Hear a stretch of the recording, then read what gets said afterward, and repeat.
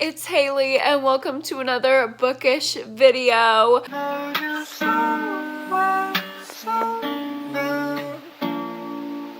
So today I'm just sitting in my bed. Okay, we're straight chilling. We're about to start a reading vlog. I'm very excited about this reading vlog, but I'm also scared.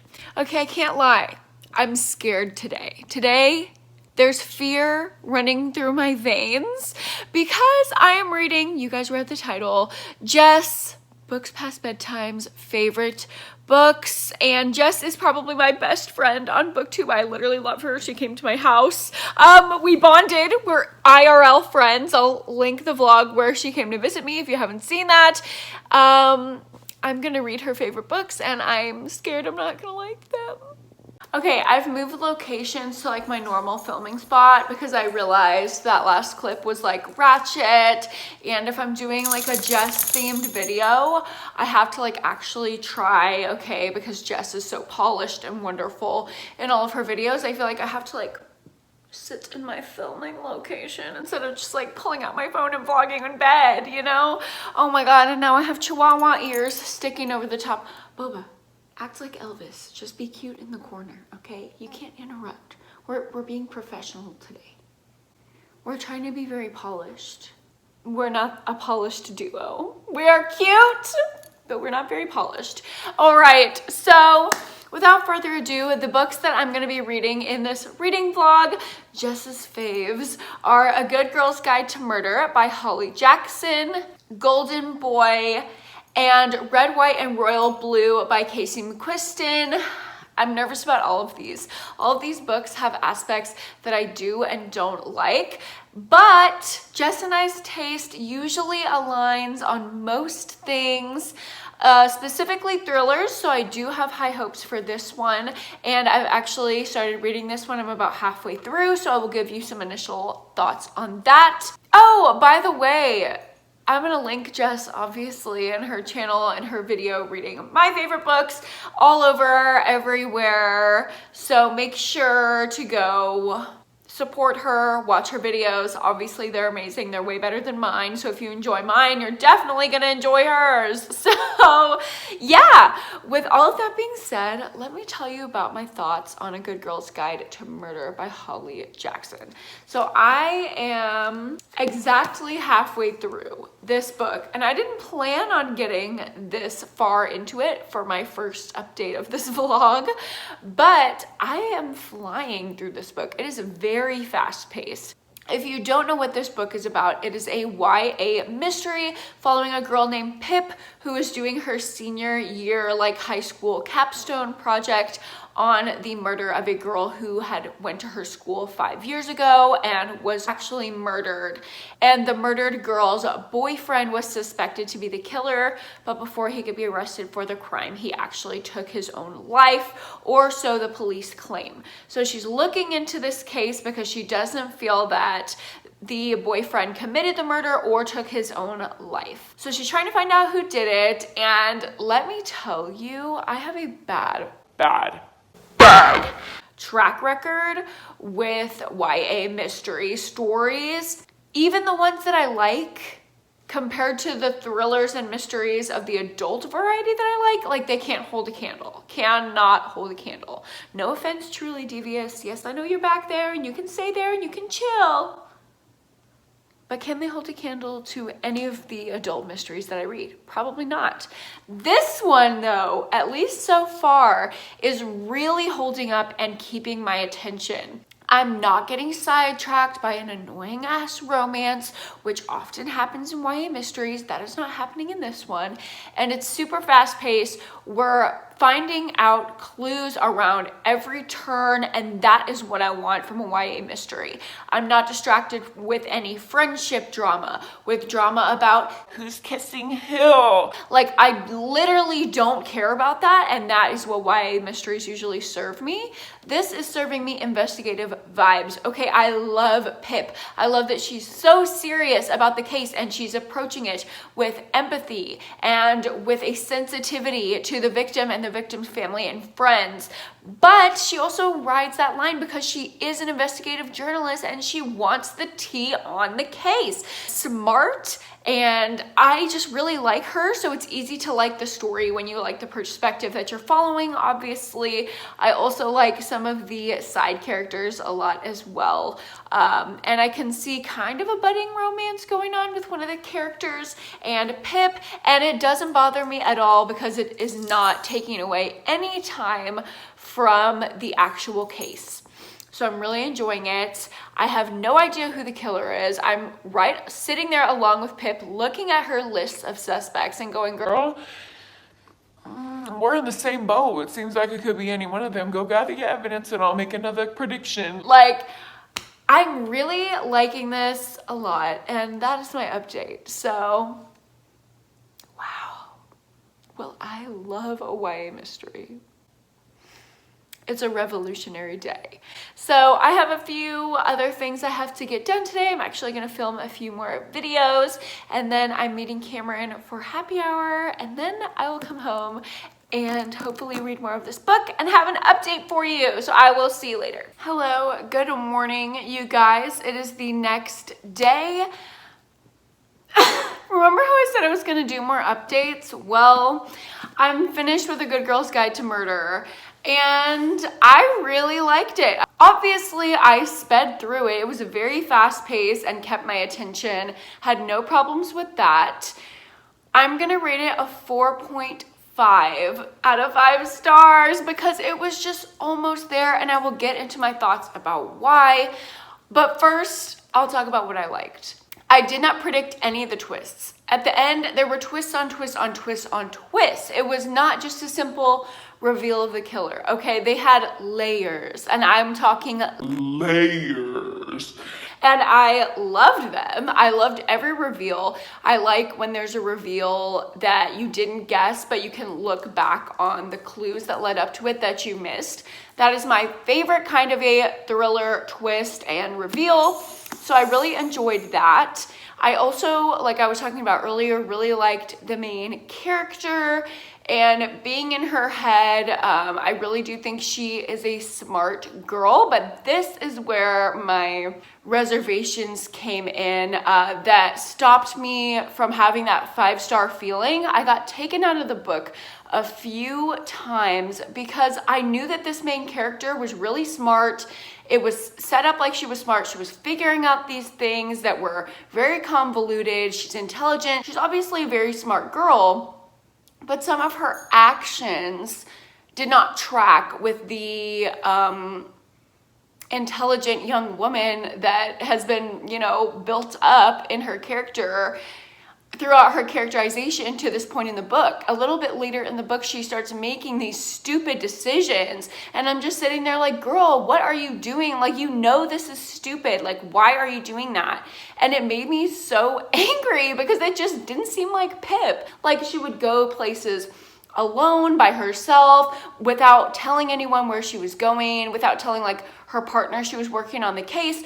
Multiple times he saved her ass by tracking her on Find My Friends and showing up at the right time before she got herself killed. Like, girl, I understand she was caught up in the moment. She was losing sleep. She was all in her feelings, and that could make a traditionally smart person make some stupid decisions. I also understand that she's a teenager, and teenagers, no matter how smart they are, how smart are they? Like, she do be making some bad decisions, and that's okay. She's a teenager, and I understand, like, a character can't be perfect and just fully figure out the mystery all the time, because then I would probably be mad at that too. I don't know. I think getting down to like the root of it, it's just the YA voice that I really don't like. And although this was one of the best, if not the best, YA mysteries I have ever read, I think it still had that twinge of YA voice that I just don't like, where they make the stupid impulsive decisions. And I understand that is what teenagers do. I'm just coming to learn that I don't like reading from that younger perspective. I would much rather read from the perspective of a 35-year-old wine mom who's drunk all the time and an unreliable narrator than a super, super smart 17-year-old who makes stupid teenage decisions. Like, I don't know. I have no reasoning, but it kept me from having that 5-star feeling because I was taken out of the book a few times. But other than that, the book was perfect. It was enthralling. I recommend this book. I highly recommend this book. This is almost a 5-star book for me if I didn't have like the weird little issues that I have, you know? I think this should be a 5-star book for anyone unless you have my same weird little issues that make it a 4.5. But I think it's safe to say we can trust Jess's recommendation on this book. I really, really enjoyed it, and yeah, 4.5, that is not something to complain about. Absolutely loved it. So now I'm about to go run literally a million errands, and these are not like fun little quick errands. No, like these are long, annoying errands that I've been putting off, including going to Plato's Closet, where I'm gonna have to sit around for 2 hours while a dumb bitch goes through my clothes and tells me how bad my style is, and then I walk away with $10 even though I gave them half my closet. So I figured while I'm doing these annoying and time-consuming things to distract myself and make myself happier, I can put on an audiobook in my AirPods while I'm just sitting waiting in that godforsaken store. So I think I'm gonna start Red, White, and Royal Blue by Casey McQuiston. I'm just gonna go ahead and start it on audio because I have it from Libby through my library. So if you don't know what this book is about, it's a male-male romance about the Prince of England and the son of the President of the United States. And I think there's like some enemies to lovers, but it's obviously like a little bit of a Romeo and Juliet thing. I don't remember if I talked about this earlier in the video. I know I definitely mentioned it in my January TBR when I was talking about this book, but I have a lot of trouble with male-male romances. I don't like reading from a male perspective, at least if I'm reading a romance between a man and a woman from a male's perspective. I have like the female character to cling on to. I don't know what it is about male-male romances. I just don't like men. Like I don't like reading from their point of view. I'm sorry. I don't get it. I don't get men. But maybe because this is written by a woman,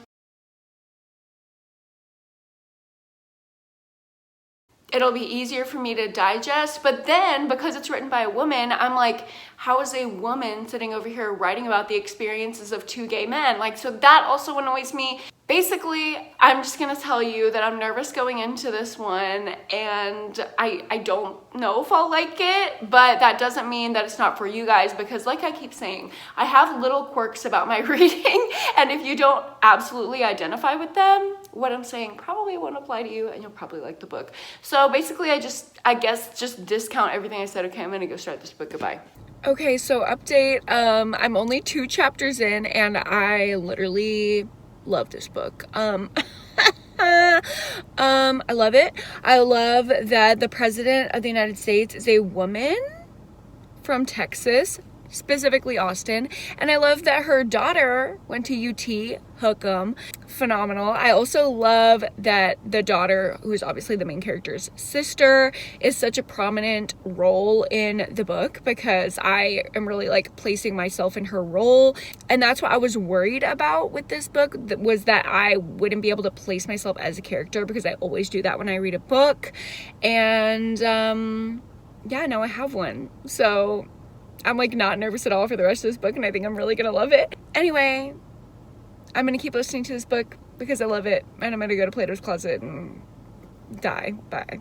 Hello, I'm still sitting outside Plato's Closet in my car waiting for them to tell me how much money they're gonna give me. Probably nothing.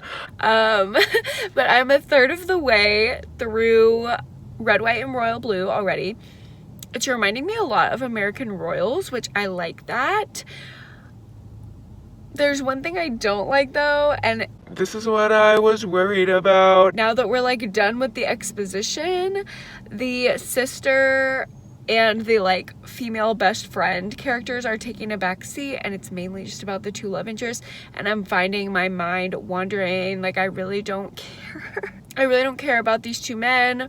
Also, the sex scenes to me are not fun or enjoyable. Like, I don't want to hear about a penis. Even in male-female romances, I don't like to read about a penis. Like, I'm sorry, I just simply don't. Sorry if this is too much information, but I don't like that.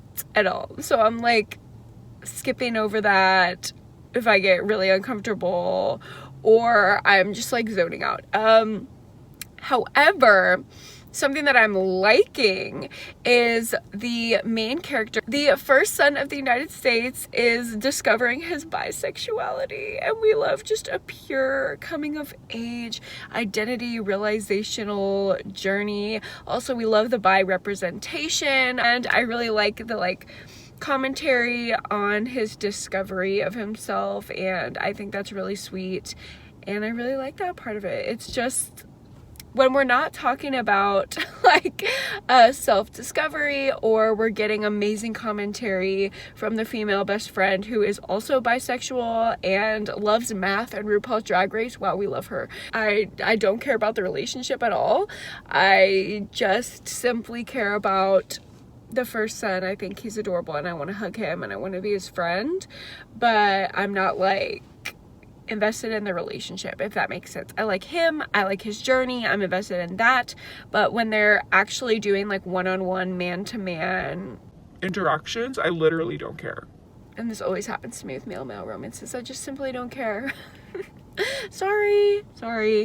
So basically, I'm enjoying parts of it, I'm not enjoying all of it. We'll see.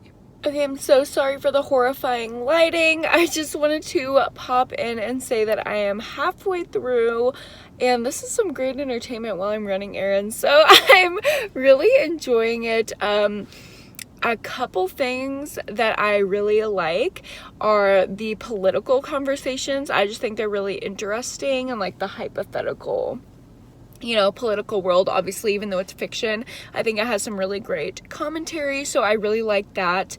And also, maybe a couple chapters ago, our main character came out to his sister, and I just thought that scene was so well written and so sweet, and I loved that. I do have also a complaint though for this update.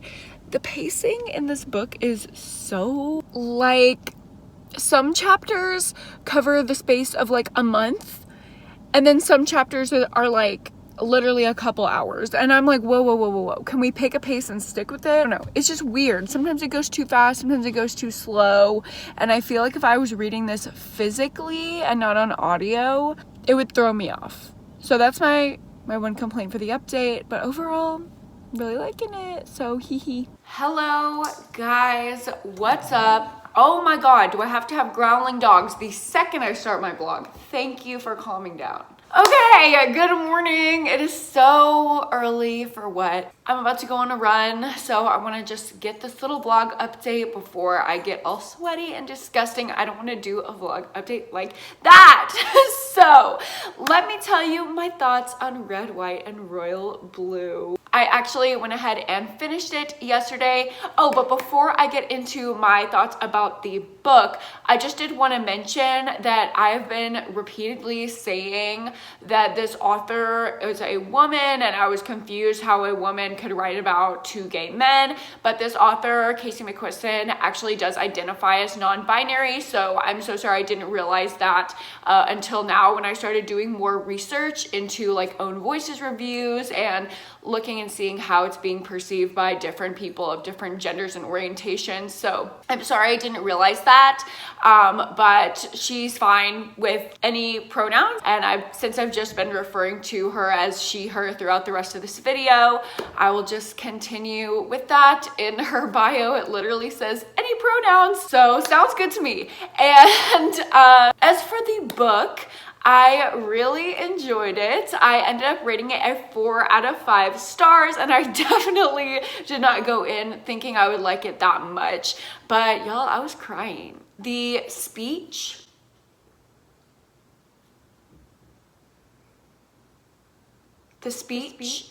I sobbed. I also was crying in the scene when Alex came out to his sister. I thought that scene was so sweet. So there were a lot of great parts of the story that were really emotional and touching for me, but unfortunately, none of the scenes that were really poignant and touching for me had to do with the romance. It was more about Alex's coming of age, like finding his identity and discovering himself. That was the story that I enjoyed rather than the actual romance.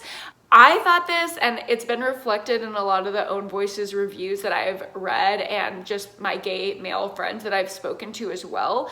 The way that they talk to each other, the two love interests, is very weird. Like, people do not talk this way in real life. It is like a very romance novel level speech. And I get it, it is a romance novel, so that totally makes sense.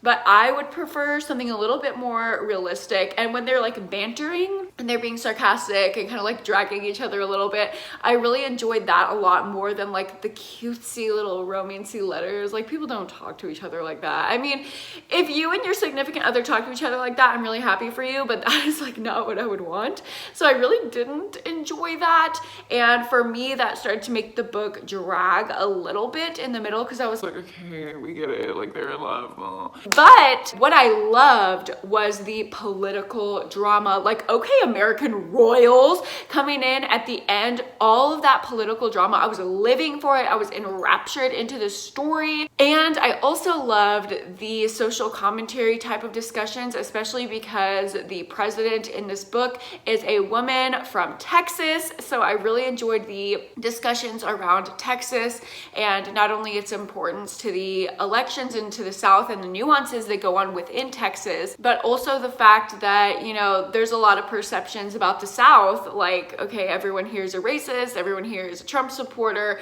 and that is just simply not true at all. And I loved the discussion of like, listen, there's a branch of the Klan in every single state, so it's not just us down here. We need to keep everyone accountable, not just blame it on the South. So I really like that, how they're like defending the South because we got some liberals down here. Listen, Travis County always be blue, so that's me, girl. You can't blame me. So I really enjoyed those discussions, and I also really liked the whole like subplot with Alex's mom running for re-election and her like campaign at the very end when it's like going down to the wire. I was like tearing up and feeling anxious, and it was giving me a lot of like election night flashbacks, and I just thought that was really effective, and I really loved those aspects of the story. So I'm really glad that they were included. I don't think they took away from the romance at all. Actually, I think they enhanced it and enhanced the book as a whole. I don't know how much I would have enjoyed the book if it focused solely on the romance rather than including those extra pieces of social commentary and political drama and Alex's own story and his family and his roots in Texas. So I really loved a lot of the book. I just had to knock off a star because of the weird romancy way that they spoke to each other. I feel like I really enjoyed it, and I gave it 4 stars, and that's great, but also we should be looking at Own Voices reviews as well. Obviously, I can't speak for any gay man, but I can relay the thoughts of 2 of my gay male identifying friends who have read this book and really did not enjoy it because of the way that they didn't think that it represented themselves accurately. I do have a couple bisexual identifying friends. One is female and one is male that have read this book, and they both really enjoyed it. So I don't know what to tell you representation wise because I don't fall under either of those identities. Just take with that what you will. Read Own Voices reviews. Obviously everyone has a different experience, so I'm just glad there was some kind of bisexual representation that made me really happy, and I really liked the woman as president representation as well. So overall, Jess, I loved this pick, even though I was very unsure and very nervous about it. This is not a book that I would typically pick up. This is the only male-male romance that I have ever completed in its entirety. So for that, it definitely gets some extra brownie points in my book. So next on my run, I'm about to go head out, and I'm going to be reading Golden Boy by Abigail. I'll put it here. Listen, I don't remember. I'm going to be listening to this on audio as well while I'm on my run, and when I'm back, I'll update you. Maybe I won't. Maybe it'll be tomorrow. I don't know if I'm going to want to update when I'm like sweaty and gross, and then I got to like shower and get to work really quick. So We'll see when you get your update, but at some point you will get an update about Golden Boy. I'm not gonna tell you exactly what this book is about because I don't know what this book is about. The synopsis is so vague. It basically says there's a boy in a family, he has a big secret, it's gonna tear the family apart, family drama ensues. I'm ready to be destroyed. Make me cry on my run, Golden Boy. Let's go. Hello guys, good morning. I'm here to talk about my favorite book of 2021. Let's talk about Golden Boy. I had intended to do like obviously multiple updates. Sorry, this is gonna be a really short vlog, but I finished it yesterday. I'm not gonna cry again. I'm not gonna cry again. I'm not gonna cry again. Golden Boy was fantastic. It's my favorite book of 2021, like hands down. I really don't think anyone, anywhere, any other author could ever top this book. It was absolutely phenomenal. I think it should be required reading. I don't know how everyone is not talking about this book. Like, this is the most severely underhyped, underrated book in all of the history of every book ever. Please go read this. Okay. Let me give you a better synopsis. If you want to go into it not knowing much, which is what I did, which I actually ended up really enjoying, then you can definitely skip over this. But I'm gonna give a little bit more of a synopsis so you know the issues and the type of things that are being talked about in this book, and then I'm gonna get into more in-depth thoughts. So let's go. So Golden Boy is about just that. It's about a golden boy, this boy who seems to have everything going for him. He's a footballer. Oh, by the way, this is set in the UK, so I loved it even more. But he's a footballer, he's got the blonde hair, all the girls have a little crush on him. Like, it seems like he has everything together. Even his little brother is like in awe of how perfect he is, and his like goal is to be perfect. He is this perfect golden boy, and he's held to such a high standard, not only by his parents and his family, but internally from himself, which I definitely can relate to, being a type A perfectionist overachiever. But Max, our main character, the golden boy, does have a secret, and it's not a secret that he should be ashamed of, but he does go through a lot of shame and confusion around his condition. So he was actually born intersex, which is the term that we use to describe people who are born with these genital deformities that used to be referred to as like a hermaphrodite. Obviously that's not an acceptable term anymore, but if you didn't know what intersex is, it's basically like that kind of deformity where you're just born with both parts. And I actually did a lot of research on this topic for one of my psychology classes. I was looking into a doctor who dealt with intersex children, and it was a very unethical thing, but he basically experimented and had some of the parents of his patients do a sex change and some not, and was kind of comparing them and really messing with these children's gender identities. So in this story, Max, his parents did not choose a gender for him. So he's just been growing up with both genitalia, and kind of like this androgynous look to himself, although he did started taking testosterone because he identifies as male. Throughout the entire book, people use he, him pronouns, and that's what he prefers. He also identifies as a straight male, so he's attracted to women, and that's that, and it's how he is, and he's kind of accepted it about himself. But along that same vein, he's also accepted that nobody will probably ever love him or want to be with him because he has this gross, disgusting secret, and he has, like I said earlier, he has a lot of shame around it. And then one day, his childhood best friend, they haven't really talked in a while, but they grew up together, and he's one of the only people that knows about Max's condition. He actually comes into Max's room at night and rapes him. So it's obviously devastating, and the way that scene is written, it's very early on in the book, and it's extremely graphic. So please, if you have any kind of sensitivity to rape or sexual assault, you might want to avoid this book. Definitely look up trigger warnings. I will link the website down below where it talks about all the trigger warnings in this book. So that event takes place, and it really sends Max into this dissociative spiral, because obviously he identifies as a man. So to have, sorry, it's just, I can't even imagine what this would be like. So to be violated as if you were the gender that you do not identify with, and have somebody treat you not only disregarding your gender identity, but also disregarding your personhood. Sorry. Oh my God. Every time I think about it, it's so horrifying that this probably has happened before, and I've just never thought of this like as an issue. Like, obviously you learn about intersex people and the fact that these conditions exist. You know, when you're in health class in high school and middle school, you learn about the different chromosomal deformities and, you know, the things that can go wrong at birth. And then I learned about it again in college, and, you know, looked into the unethical ways that intersex people are treated. But to look at it in a less clinical academic setting made it so much more like humanizing. Yeah, just please read this book. It's so good. Okay, I took a minute so I wasn't just absolutely sobbing, but I think this book is really important.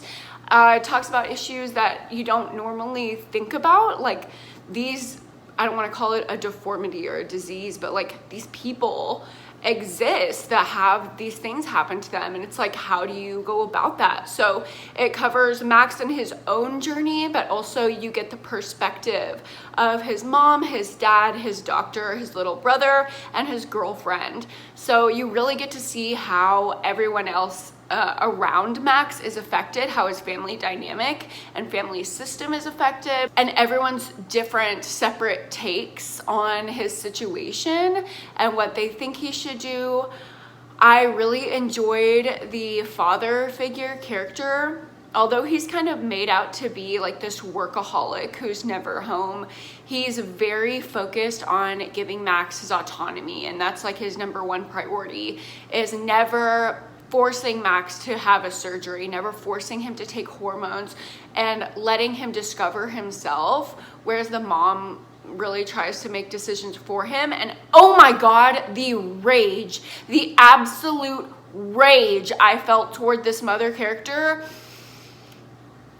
Something happened in the last third of the book. I literally wanted to jump through my phone because I was listening to the audiobook and strangle this fictional mother character. Oh my God, I hate her. I hate her. So a lot of family drama ensues. Other like repercussions happen after the assault, and with Max trying to like deal with it all.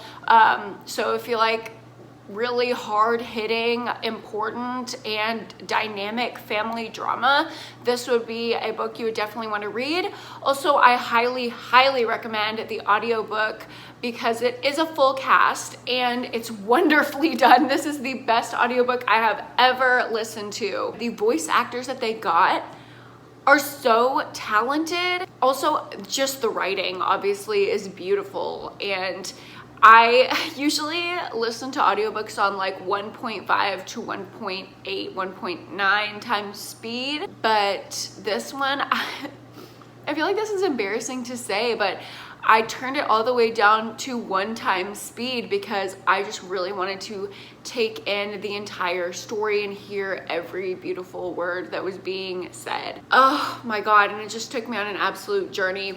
I literally stayed up all night listening to this book. I didn't go to sleep until like 4 in the morning because I just had to know what was happening with Max and his story. I will never forget this book. I think this is gonna be my best read of 2021. Like, I don't see how it can be topped. I absolutely loved it. Heartbreaking, it's soul crushing, but then it's also just so pure. Like, oh my God, I loved getting Daniel, Max's little brother's perspective. That was such a wonderful touch, and it brought a lot of levity to the story too. It was really humorous, Daniel's chapters, and also Max, the way that he has this like sarcastic sense of humor, and his girlfriend has the same sense of humor too. That was really funny. So it would be like this horrifying, tragic situation, and I would be like so distraught, like can't even imagine how I would be if I was in that situation. And then they'll make some like dry, sarcastic joke, and it's like, oh my god, that is just like my favorite kind of writing, because that's how I am in my life too. Like when there's a shitstorm and everything is just like falling down, I'm gonna be the one to like make a sarcastic joke. So I really appreciated those negative coping mechanisms represented in this book. I really related to that. Also, the doctor character, I loved her too. Just every character I thought were so likable, but not push in your face kind of likable. It was like they were very human and nuanced, and everyone was like had good and bad. It wasn't like a character is all good and all bad. And I just, oh my god, I loved it so much. I think everyone should read this book. Thank you so much, Jess, for recommending this and making me read it. She didn't make me read it, but whenever I was asking her like, oh, what books should I read, she's like, somebody needs to read this, please. And I was like, okay, I'll read it, like whatever, I'll give any book a shot, like one time. I can always DNF it, whatever. And the like description was so vague. I'm like, what even is this gonna be about? Family drama? Okay, Celestine, like what you gonna bring? Well, she brought it, okay? Abigail, I respect you, girl. Like, this book was phenomenal. This was such a great way to end this vlog on a new favorite. I don't know how I'm gonna possibly pick up another book now, because nothing's ever gonna top it. Am I realizing right now that I'm gonna go into a reading slump?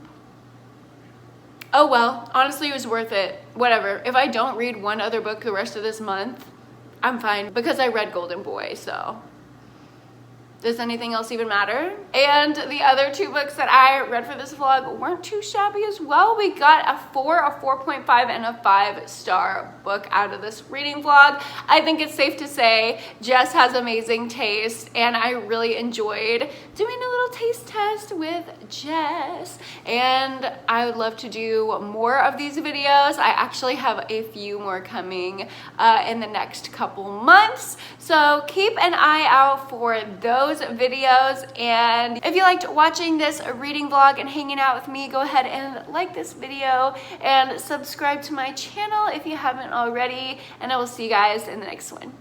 Bye.